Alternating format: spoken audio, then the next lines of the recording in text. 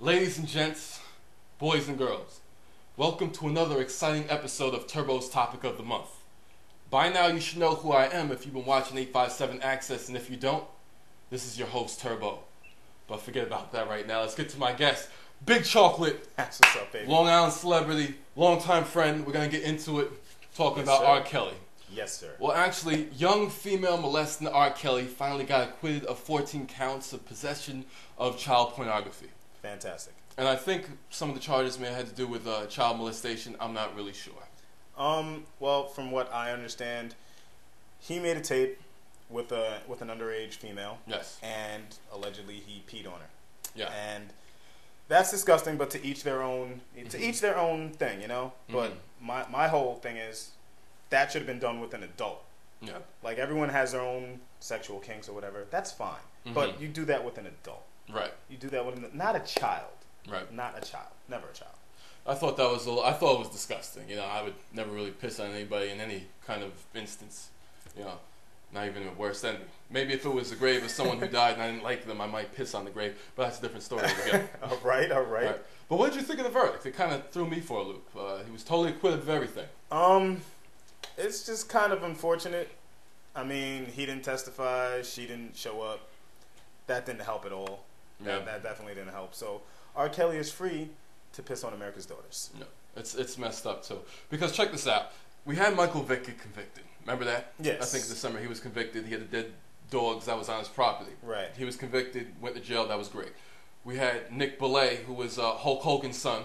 Yes. Smashed the car into a tree, and his son, well, his best friend, who was in the passenger seat, he's paralyzed, right? He's paralyzed or something like that. He's going to need medical attention for the rest of his life. That's messed up. Horrible. We had Paris Hilton driving without knowing that her driver's license was suspended.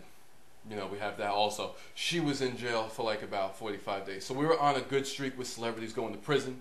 That was great. But now we have R. Kelly again, just totally making a mockery of the U.S. justice system. I don't really understand it. I don't think it's so much R. Kelly, but if someone's going to make a case, the person who has been violated has to show up and prove their point. You know what I mean? They have to be there and say, you know what, he did this to me. He did something wrong. Put him in jail. If you're not there, like, what's the jury to do? I mean, yes, the evidence was there, but like, you need a hard testify. You need someone to testify. You know what I mean? Regardless, you need a testimony. You need a hard testimony from that person. I mean, otherwise, like the VCR. I mean, what if the tape can be edited or whatever? You need it straight from the horse's mouth. Now, it's funny you mentioned that about the evidence because there was a lot going on. We had the videotape. Right.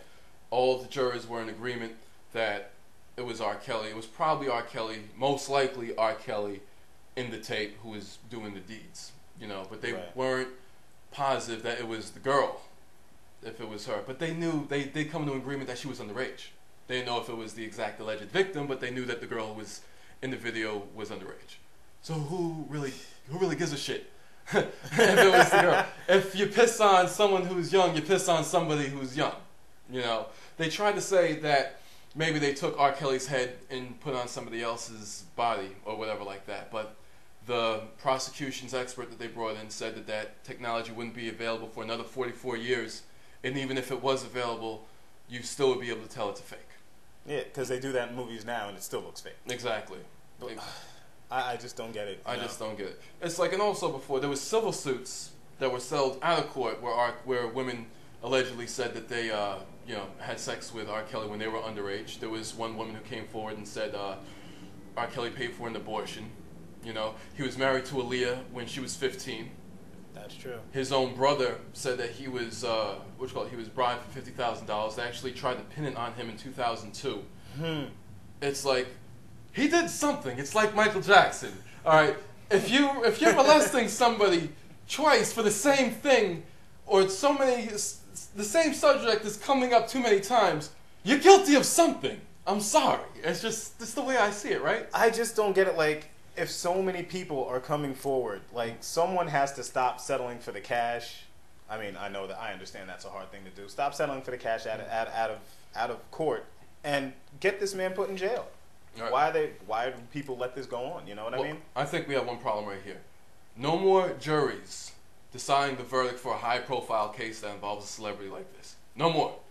One of them actually admitted that there was a 54-year-old juror who admitted that he did know one of R. Kelly's songs. I thought when you're supposed to grant people for a jury, they're supposed to have no bias.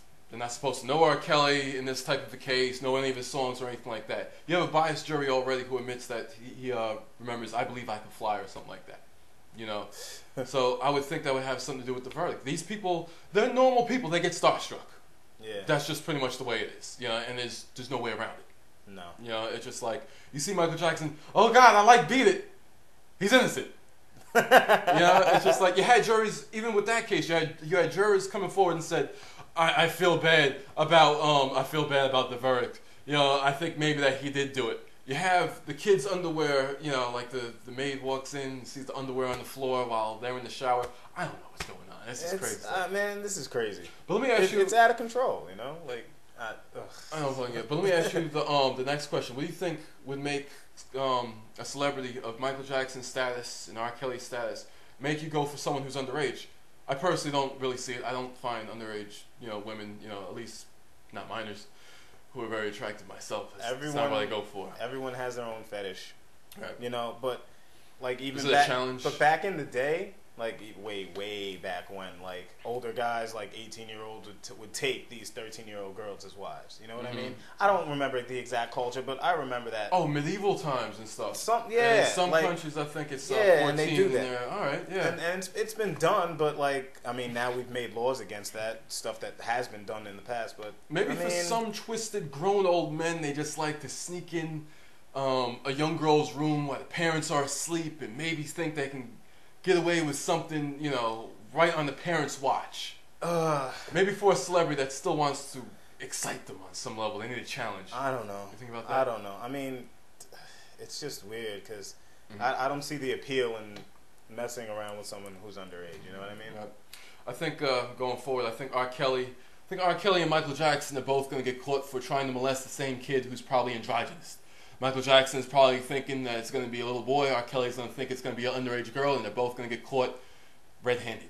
Well, it appears me and Chocolate are both in agreement. They're both crazy. Pissing on little girls is just not cool. There are women involved.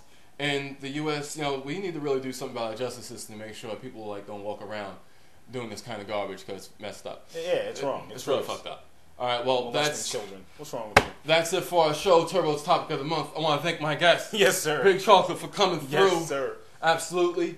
Right now on 857music.com, subscribe to the newsletter right now. You can get free songs, videos, and instrumentals, and updates sent right to you when you take care of that. And for real, innovative hip-hop. Buy albums now. Buy them. Yes. They're hot. Log on to 857music.com. Buy them. 23rd word next week on 857 Access, and we're out.